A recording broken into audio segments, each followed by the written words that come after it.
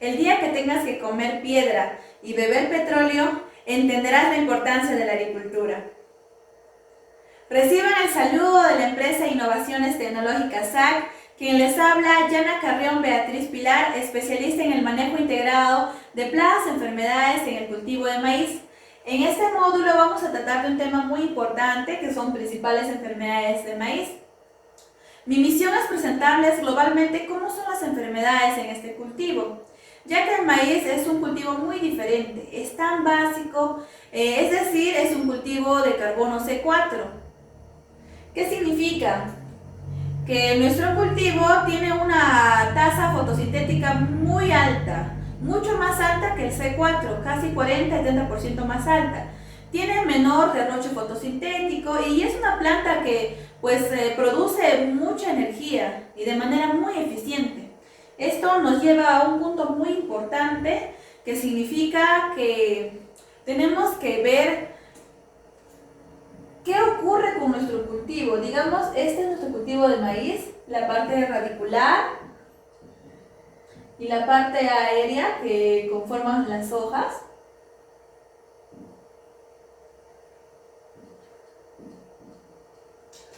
Ya, nuestro cultivo genera energía en un 100%, y de este 100%, el 80% de la energía se concentra exclusivamente en lo que es el producto final. En nuestro caso,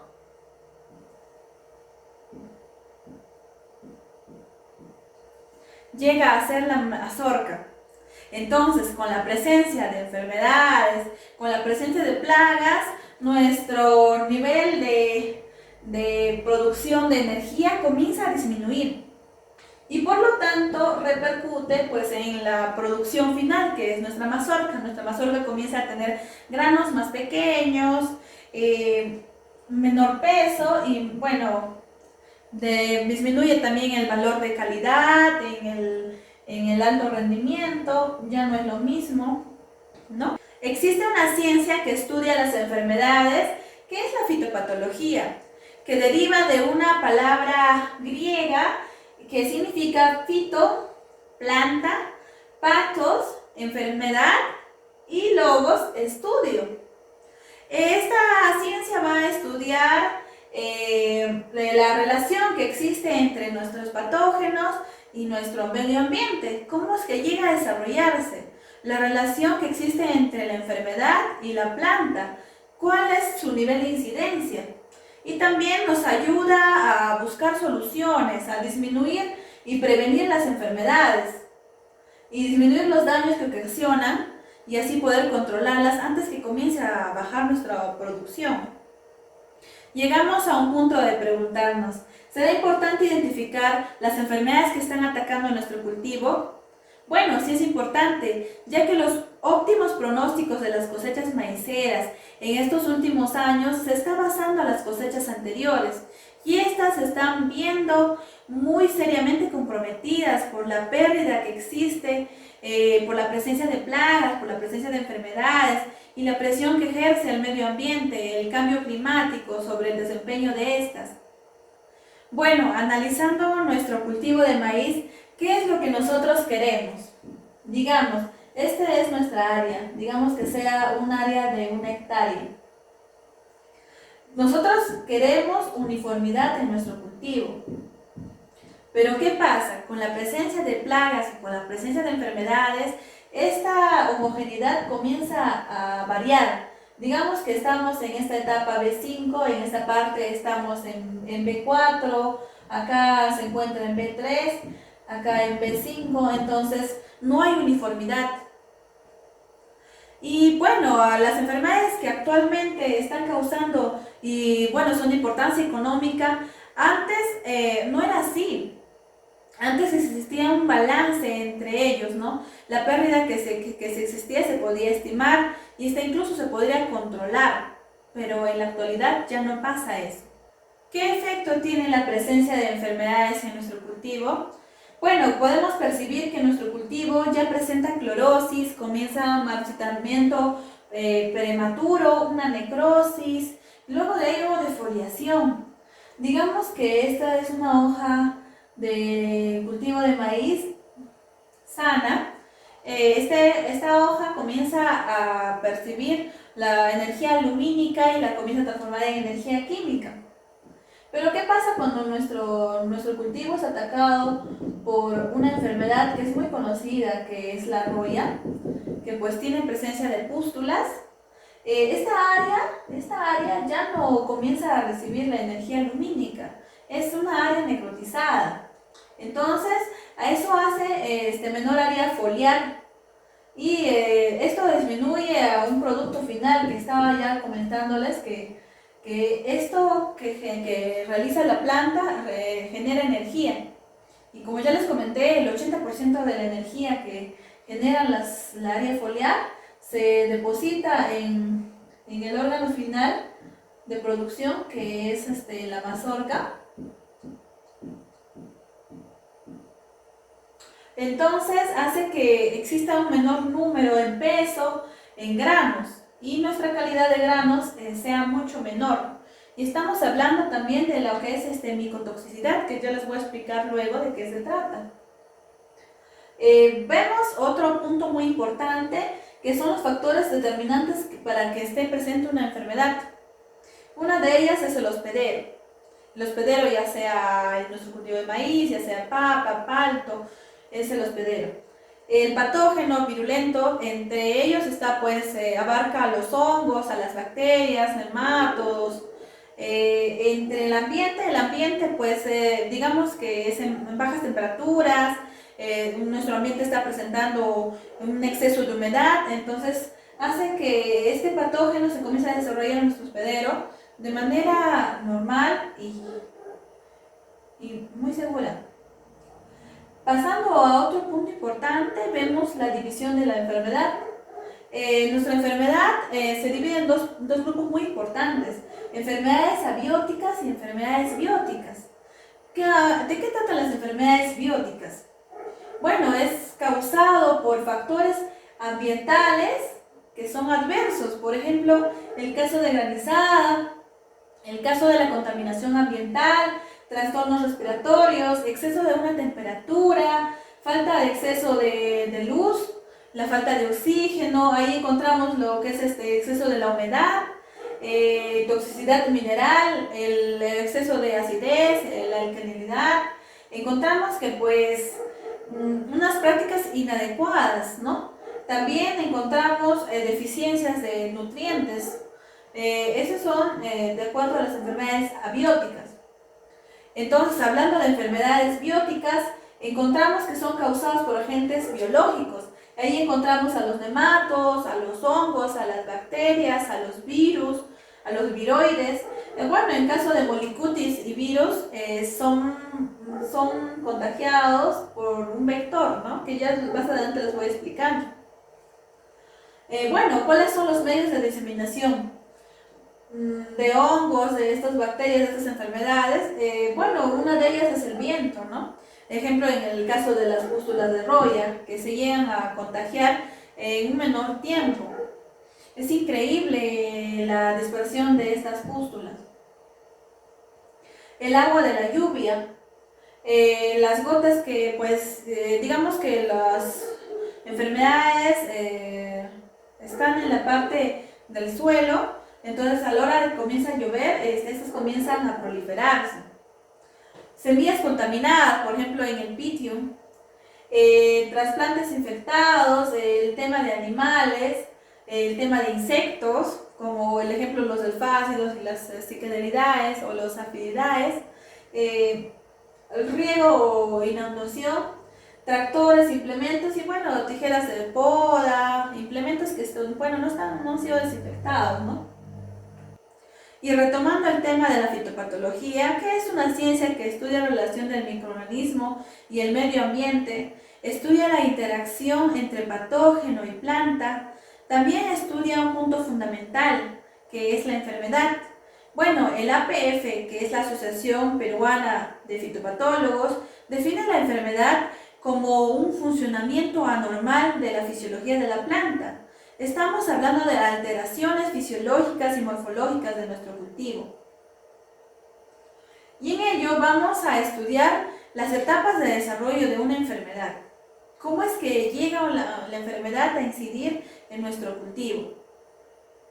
Pasa por un proceso de inoculación. ¿Qué significa el proceso de inoculación? Pues significa que el patógeno entra en contacto con nuestro hospedante. Este inóculo llega gracias a la presencia del viento, a los diferentes medios que ya mencionamos en antes. Que digamos que la enfermedad estaba en un campo vecino, una hierba, un bulbo, un contaminado, una semilla contaminada. La idea es que el patógeno entre en contacto con el hospedante. El inóculo. El inóculo es cualquier parte del patógeno. Puede ser, por ejemplo, en el caso de los hongos, tenemos a los micelios, tenemos a los conidias, conidióforos. En el caso de nematodos tenemos los huevecillos, en caso de virus tenemos partículas de ácido nucleico y proteínas. Estas llegan a producir la infección, ¿no? El inóculo produce la infección.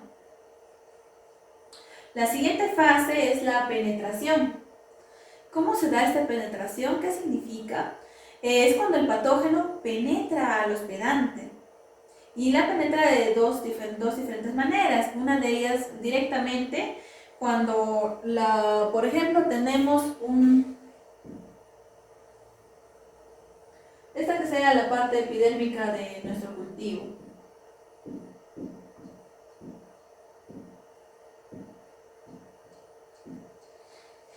Ya la parte del inóculo, que es la espora, pues comienza a penetrar a nuestro cultivo, ya que tiene un tubo germinativo y un apresorio. Este apresorio comienza a romper la epidermis y comienza a ingresar. A eso se le llama penetración. Esta es una de las formas. Digamos que sea la espora. Este es mi tubo germinativo.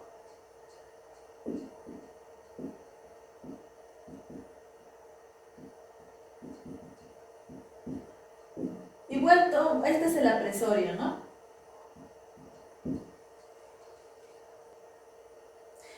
Otra forma de penetrar que da el patógeno a nuestro hospedante es usar las heridas que han generado los insectos. Por ejemplo, los delfácidos o los fricadeliaes, o un ejemplo clásico que es la Elioticea, el mazorquero, que una vez que es alimentado de nuestro cultivo, comienza a salir y a la hora de salir deja una apertura. Y por esa apertura comienza a ingresar lo que es el Fusarium moniliforme, que junto con la mosca de la pudrición genera un ambiente, un microclima que ésta se desarrolla y pudre nuestro cultivo, la mazorca. Otra manera también de que nuestro cultivo penetre es por las aperturas naturales. Digamos, este es nuestro cultivo, esta es la parte radicular. En nuestro tallo, están las hojas, y en las hojas encontramos estomas. Y este patógeno llega a ingresar por las estomas de nuestro cultivo. Y también otra forma es las lenticelas, que se encuentran en la parte radicular, que son básicamente estomas, pero que se encuentran del cuello de la planta para abajo. Otra forma de ingresar es por los hidátodes, que los hidátodes son la parte de nuestro cultivo que elimina el exceso de agua. O las partes nectarias, por ejemplo, en el caso de la inflorescencia masculina, donde están los granos de polen, ahí están los nectarios. Y también ingresan por esa parte. La siguiente etapa de desarrollo de enfermedad está la infección. ¿Qué significa? Que el patógeno, ya una vez está en contacto con la célula, esta se comienza a alimentar, se comienza a establecer, se comienza a desarrollar. Y ahí pasa la fase de la invasión, donde, por ejemplo, en el caso de los hongos, existen los micelios. Los micelios que producen los austorios los esporangióforos, y comienzan a invadir internamente.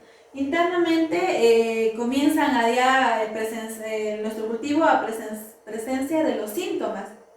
y también comienzan a invadir en espacios exteriores, extracelulares, ya con el tema de signos. Y la última fase, que es la reproducción y dispersión, donde nuestro patógeno se comienza a dispersar ya a otros cultivos. Ahí hablamos de dos puntos muy importantes que tenemos que aclarar. Uno de ellos es el síntoma y el otro es el signo. ¿Qué es el síntoma? Viene a ser manifestaciones visibles de las alteraciones que sufre la planta a presencia de una enfermedad. Es la primera etapa. La segunda etapa es el signo. ¿Pero qué es el signo? Es ya cuando nuestro patógeno se encuentra muy visible, está presente en la estructura vegetativa, la estructura reproductiva, están muy visibles, se puede palpar, observar, analizar e identificar. Bueno, tenemos que tener muy en cuenta que si vemos anomalías en nuestro cultivo, no necesariamente tiene que ser por enfermedades. Hay veces se llega a confundir, por ejemplo, en este caso, tenemos una planta sana, no sin enfermedades ni nada, ya. Llegamos a ver que existe una coloración de un color morado en nuestra planta y ya comenzamos a pensar, puede ser pucaponcho, pero puede ser también por otro motivo, que es la deficiencia de fósforo. O bueno, tal vez comenzamos a ver que nuestra planta comienza a presentar clorosis. Básicamente no puede ser pues por una enfermedad, ¿no? Necesariamente. También puede ser por la deficiencia de potasio, puede ser por la deficiencia de nitrógeno, y algún otro tipo de nutriente. Por ejemplo, en magnesio comienza a salir como rayas paralelas que puede confundirse uno con el virus. La deficiencia del agua, y también hay que diferenciar bien el tema de cuando existe el quemado de las hojas, en el exceso de aplicación de herbicidas. El quemado puede parecer una necrosis, ¿no? Para determinar la incidencia de la enfermedad en nuestro cultivo, vamos a determinar muchos parámetros. Uno de ellos es el ciclo del cultivo. Digamos, nuestro cultivo presenta una siembra tardía o una siembra muy adelantada. En caso de siembra tardía, es más susceptible a la piachora, a la cercospora. Una siembra muy adelantada puede estar expuesta a la presencia de buxinia. Otro parámetro es la fecha de siembra. La fecha de siembra, digamos en mayo, en junio, donde el exceso de humedad es muy alta. El ambiente nos habla sobre el exceso de la temperatura, exceso de humedad. En la enfermedad, ya vemos las diferentes enfermedades, ¿no? Si pues nuestro cultivo está atacado por enfermedades de hongo, bacterias, virus, viroides.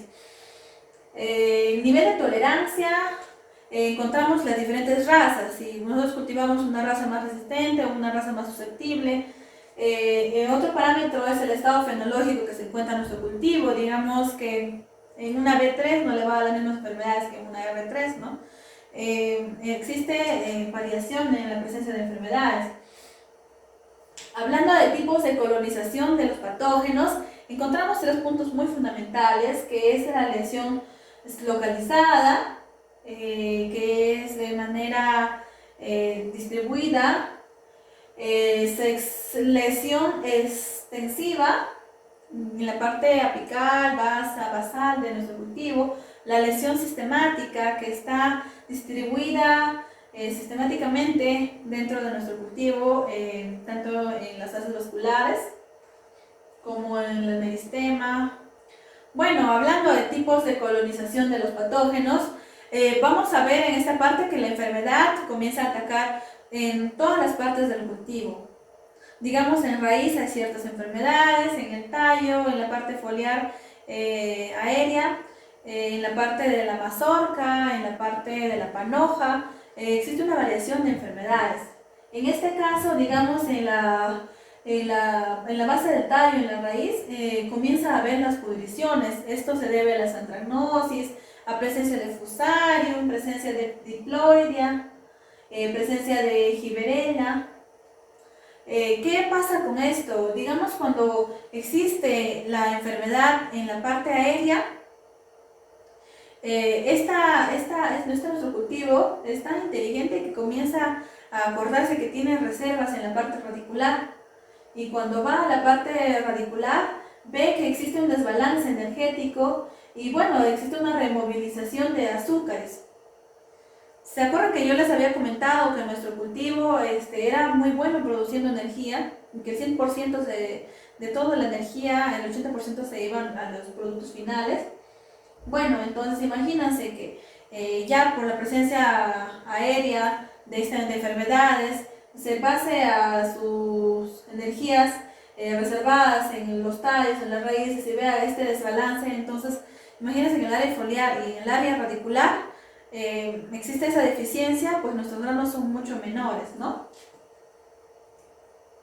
Por ejemplo, en la raíz ya comentamos que existe pudrición por Phytium, Fusarium, vemos ya la presencia de Rhizoctonia. En sí, el Phytium es considerado una enfermedad muy importante.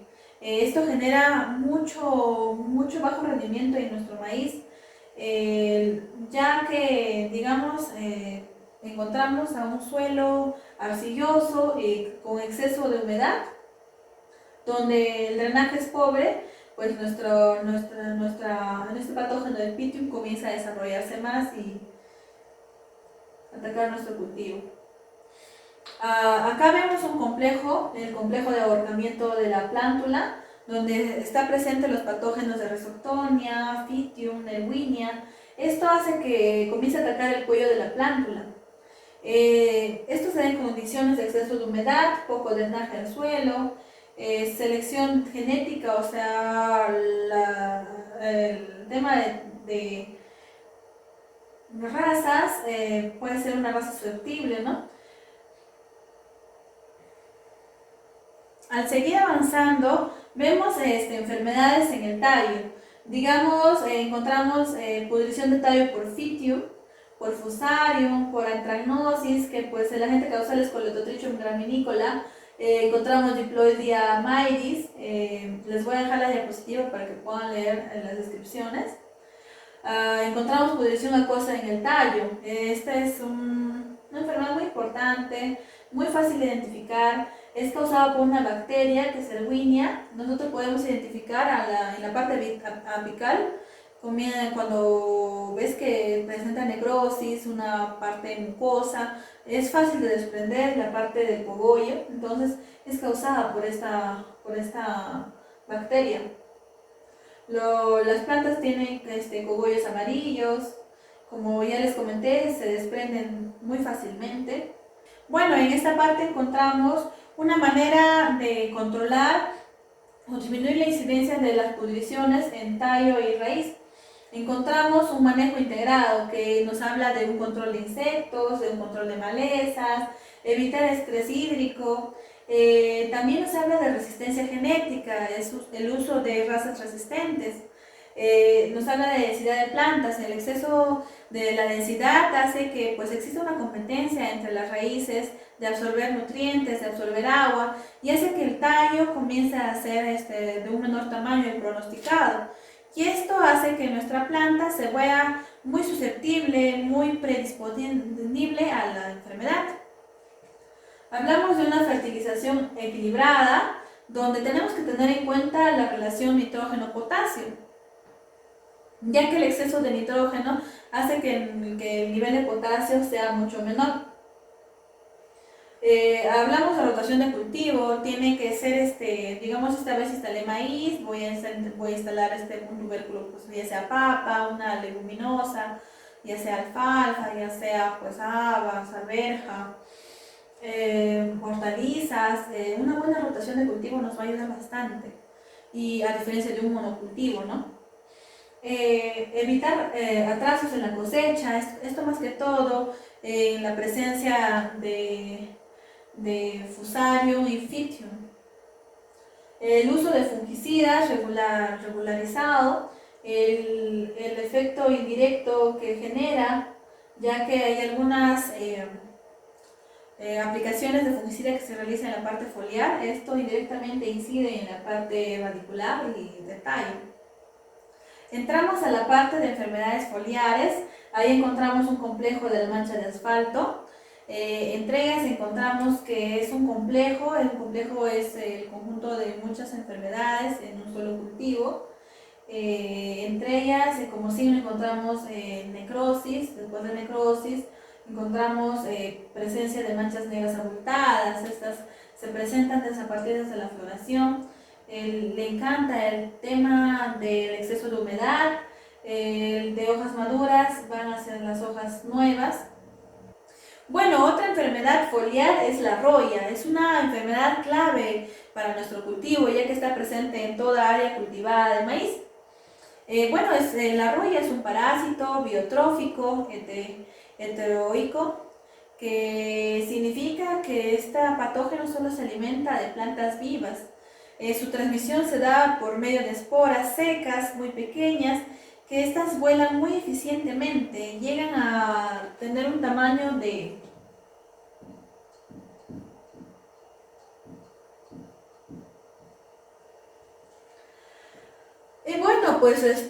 su diseminación es muy veloz. Esto se debe a que, digamos, se encontraron unas dos especies nuevas de roya amarilla de trigo, digamos, en América, pero hace 2 meses también se encontraron la misma en Europa, norte de África. Entonces, imagínense la velocidad que llega a proliferarse, ¿no?, esta enfermedad. Bueno, esto empieza ya desde Vallega en 1944, donde él identifica 2 razas de este patógeno que es la roya. Y bueno, no hace poco que Danilo en 2016 nos comenta que ya existen 24 razas. Y un estudio en el 2018 pues nos habla de que este cultivo ya llega a tener 30 razas. Y esto va a seguir incrementando. ¿Qué es lo que presenta? Son pústulas naranjas abultadas, abundante desprendimiento de esporas, se puede percibir hasta manchar, regiones frescas de trópico. Bueno, esto se da más que todo por la falta de humedad. Esto incide desde la parte del estado fenológico B5, hay condiciones hasta la R6. Ataca todas las hojas, desde la parte baja hasta la parte alta, de la parte alta hasta la parte baja, porque esta se puede diseminar por el viento. Es una de importancia muy alta. ¿Cuáles son las condiciones de la roya? Pues las condiciones predisponentes es el genotipo susceptible, la escasez de la lluvia, la alta humedad relativa, amplitud térmica, temperaturas de 13 a 25 centígrados. Y bueno, un óptimo para el desarrollo de este patógeno es de 17 centígrados.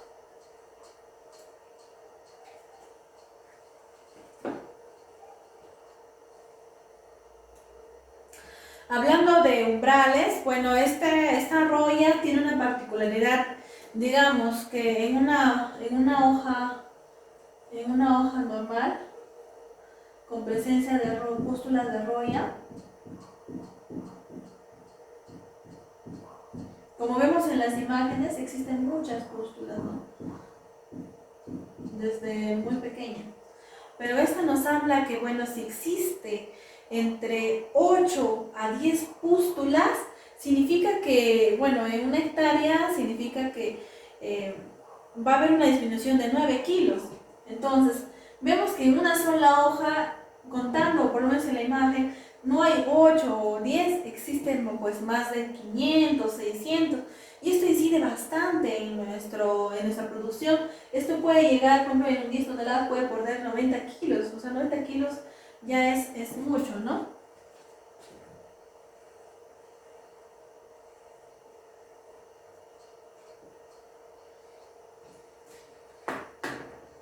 Bueno, lo recomendable para la roya es que tenemos que trabajar con triazol y estroví, que es un tratamiento muy eficiente.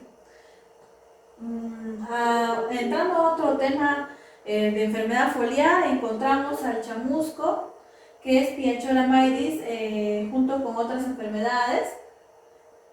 Otra enfermedad foliar, encontramos al complejo de la mancha rectangular gris, que son causadas por cercospora. Encontramos los síntomas, vemos que estos hongos pueden producir manchas pequeñas que al inicio son translúcidas, están presentes en el intervalo de las nervaduras, comienzan a tener un aspecto rectangular, por eso es conocido como la mancha rectangular. El color varía desde amarillo, anaranjado, a grisáceo. Esto es cuando pues, el hongo se encuentra completamente desarrollado. Bueno, analizando el siglo que pasa este patógeno, vemos que existe una humedad, se puede proliferar por la semilla, sí se puede, un 4%. Los conidios comienzan a ser dispersados por el viento, comienza a infectar, el mismo siglo que ya les expliqué. Encontramos otra enfermedad que es el tizón, en manchas foliares ovaladas por el Mythosporium túrcico, que son pues manchas de forma ovalada. Son de importancia económica alta. En esta parte comienza a atacar desde la R1. Tenemos que hacer una selección de razas de cultivo de maíz que sean resistentes, ¿no? El tema de este patógeno es que pues sobrevive como micelio, conidio, cladiospora, inconidios en restos que se quedan después del rastrojo, ¿no? Interfiere en el proceso fotosintético, es de forma elíptica, en otro lado es conocido como un cigarro del habanero. Llega a medir a un largo de 20 centímetros. Imagínense el área foliar que comienza a disminuir, ¿no? Empieza desde las hojas basales. Esto puede quemar a toda la hoja. Puede llegar a una pérdida de 50% hasta más.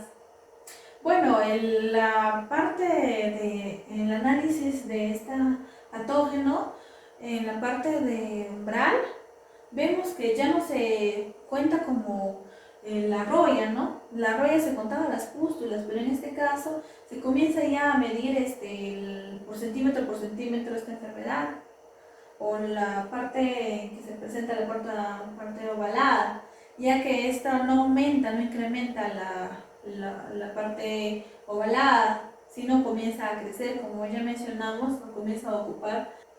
Bueno, continuando con las enfermedades foliares, encontramos a la mancha parda, que es causada por Physoderma maydis. Esto inicialmente son manchas redondeadas de color amarillo que luego se vuelven necróticas y hace que nuestras hojas se comienzan a ondular. Continuando encontramos las manchas sonada, que es por causa de un hongo que es la Gloscercospora sorgi. Son manchas focalizadas en una parte de la hoja. Encontramos también mancha porpuribularia. La mancha porpuribularia presenta síntomas como manchas cloróticas que están dispersas en diferentes partes de la hoja. Su importancia es relativa. Está en regiones tropicales, se presenta después de la R1, se presenta en hojas maduras, es muy frecuente en sí encontrarlas en nuestro cultivo. Encontramos manchas por diploidea causados por nocarpella. En sus diferentes presentaciones encontramos que son pequeñas manchas pardas con halo clorótico. Su crecimiento es irregular, parece un ojo de pollo, pero esto es mínimo la presencia de esta enfermedad, así que no es importante. Bueno, encontramos enfermedades foliares como la Paraespaeria maydis, que necesita una temperatura de 24 a 30 centígrados.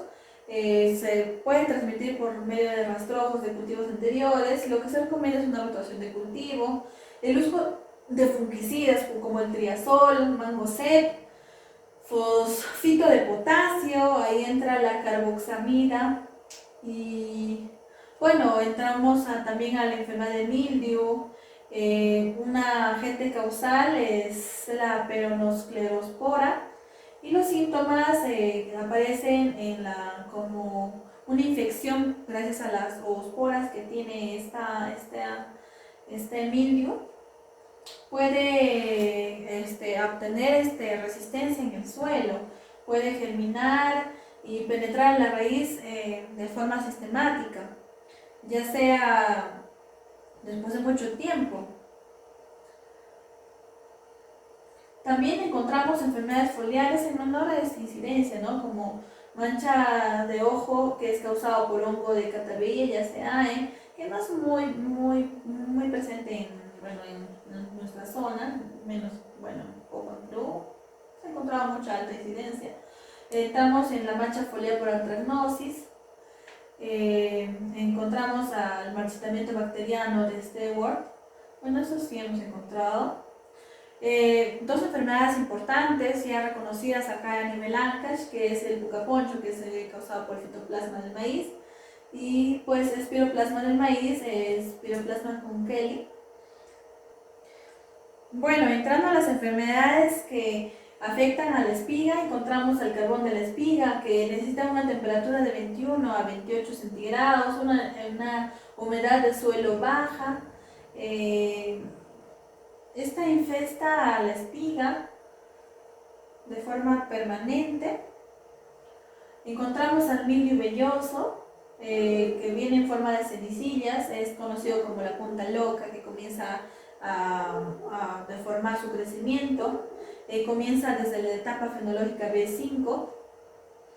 Existe un bandeado clorótico en las hojas.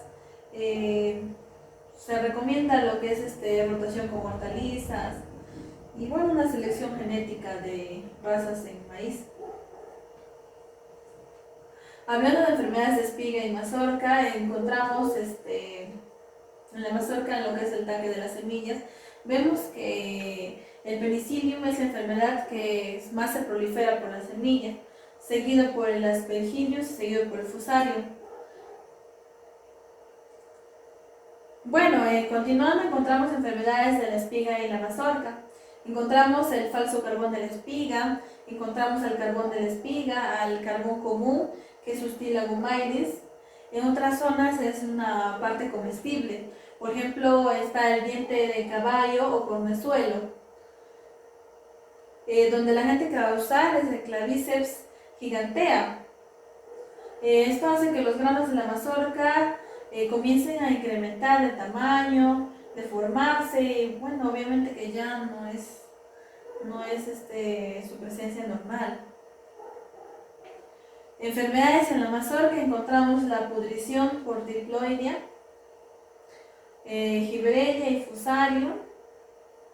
Vamos a entrar a un tema muy importante en la parte de enfermedades, que es el virus.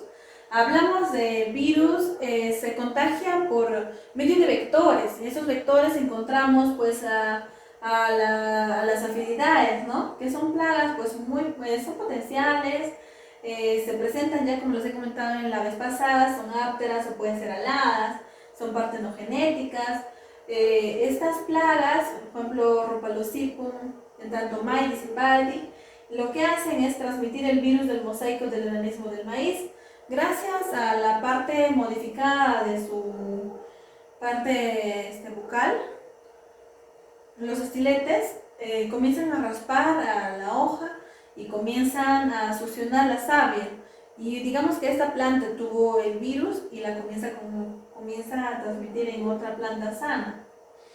Vemos también refrescando lo que es el Dalbulus maidis, que es una cicalidad. Encontramos a la Delphaside, que es Peregrinus maidis. Hay una particularidad entre ellos dos, ya que el Dalbulus maidis sí o sí solamente infesta al rayado fino del maíz, también infesta por espiroplasma al maíz y el fitoplasma, que llega a ser un complejo. Pero el Peregrinus maíz, la presencia de significa ya la presencia de virus de mosaico del maíz, y también que promueve el desarrollo de la fumagina. ¿Por qué tocamos estos temas? Ya que vamos a entrar al tema de enfermedades por virus. Ahí encontramos al enanismo clorótico del maíz, al moteado clorótico del maíz, encontramos al mosaico, a las diferentes formas de mosaico, al virus bandeado del maíz.